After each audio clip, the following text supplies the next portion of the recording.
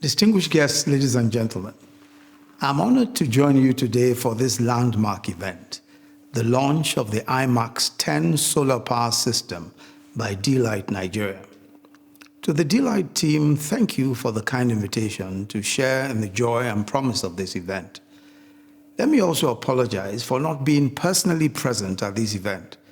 I was already scheduled to be in Lagos this morning, when on Friday I got notice that I was to represent our president at an event in Nairobi, Kenya today.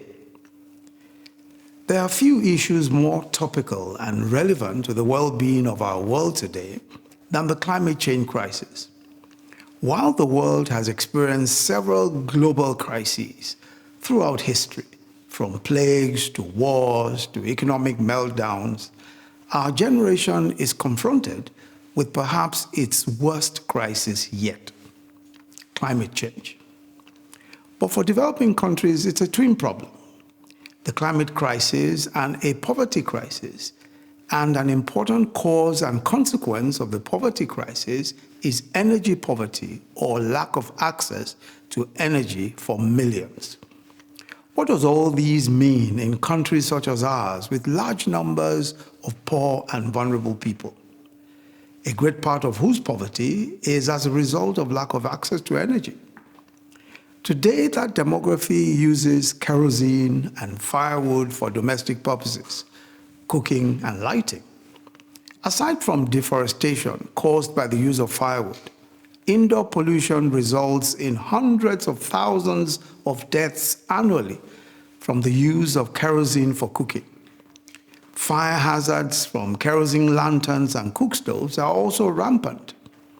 Indeed, we're told that Sam Goldman, the co-founder of D.light, resolved with his partner Ned Tozun to eradicate domestic kerosene use and produce and distribute solar lanterns when, while living in a West African village, his neighbor's son was badly burned in a kerosene accident. It is evident then that all our ingenuity, our creativity, and compassion will be needed to resolve these existential crises of our times. As we cannot plan for zero emissions by whatever target date without a realistic plan for energy access for billions of the poor and vulnerable, so it is that we cannot plan effectively for energy access without linking it with an effective emissions reduction plan. If energy access issues are left unaddressed, we will continue to see growing energy demand being addressed with high polluting and deforesting fuels. In addressing this issue, the federal government of Nigeria developed a robust renewable energy program. It is called the Nigeria Electrification Project, a World Bank and Africa Development Bank funded program implemented by the Rural Electrification Agency. This has been the federal government's flagship vehicle for promoting energy access using off-grid decentralized renewable energy solutions. The Nigeria Electrification Project aims to deploy off-grid renewable energy systems, including solar home systems, in sparsely populated rural locations, and solar hybrid mini-grids in densely populated, unserved or underserved locations with economic activities, and solar hybrid captive power plants for federal universities and affiliated teaching hospitals. Since its inception in 2018, the project has impacted the lives of over 3.7 million Nigerians through the 65 mini-grids and 770,000 solar home systems, representing an aggregate of about 30 megawatts of off-grid renewable energy systems that have so far been deployed. The solar home systems component of the Nigeria Electrification Project is the best performing by all indicators.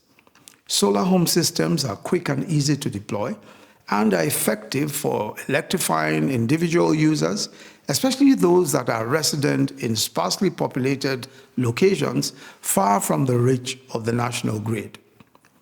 These small and modular systems help in no small way in resolving the twin problems of energy poverty and emissions, as they provide energy access using clean, renewable technologies.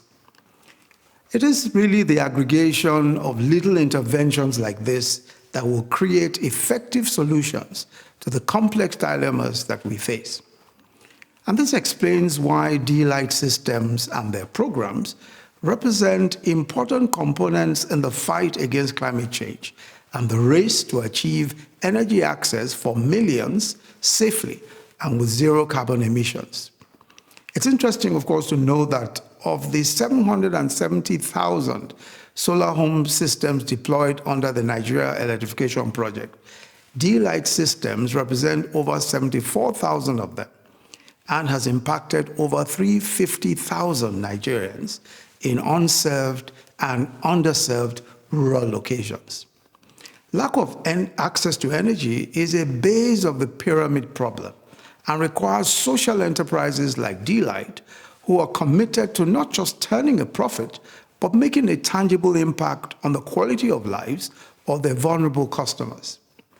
From Nigeria to Kenya to Myanmar and India, D.light is making outstanding impact, having contributed to improving the lives and livelihoods of well over 100 million people. I think the D.light team should be very proud indeed. From what I gather, D.light's extensive impact stems from the fact that it not only provides technology solutions in the delivery of its products and services, but also addresses the affordability issues that its bottom of the pyramid customers in the developing world face.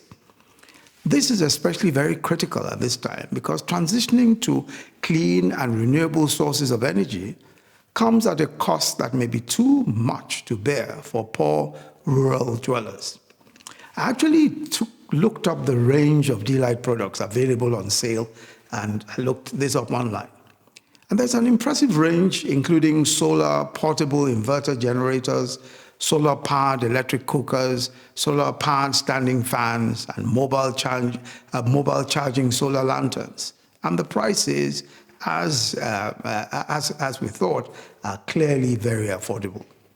So I commend D.light once again for its passion and commitment to closing the energy gap in Nigeria, one customer at a time. And I encourage the team to keep developing the technology, the products and business models that contribute to achieving this national and global goal.